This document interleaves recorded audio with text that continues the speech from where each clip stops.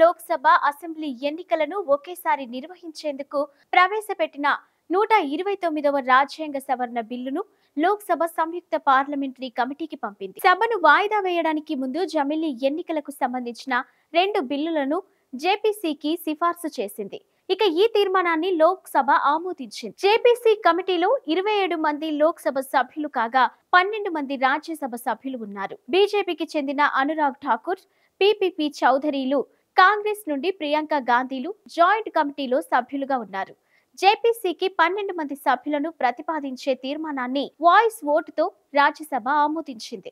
BJP నుండి Ghanshyam Tiwari, Bhubaneswar కలిత, doctor K Laxman, కవితా Patidar, JDU నుండి Sanjay Kumar zoo, Congress నుండి రణదీప్ సూర్జేవాలా, ముకుల్ వాస్నిక్, టీఎంసీ నుండి సాకేత్ గోఖలే, డీఎంకే నుండి పి విల్సన్, ఆప్ నుండి సంజయ్ సింగ్, బీజేడీ నుండి మానస్ రంజన్ మంగరాజ్, వైఎస్ఆర్సీపీ నుండి విజయ్ సాయిరెడ్డిలను రాజ్యసభ ప్రతిపాదించింది. జమిలీ ఎన్నికలను అనుమతించే 2 బిల్లులను లోక్సభలో కేంద్ర ప్రభుత్వం ప్రవేశపెట్టిన సంగతి తెలిసింది. ఈ బిల్లును భారత రాజ్యాంగ నిర్మాణానికి విరుద్ధమని ప్రతిపక్షాలు ముక్త కంఠంతో వ్యతిరేకించాయి. ఈ బిల్లును సంయుక్త పార్లమెంటరీ కమిటీకి పంపాలని ప్రతిపక్షాలు డిమాండ్ చేశాయి.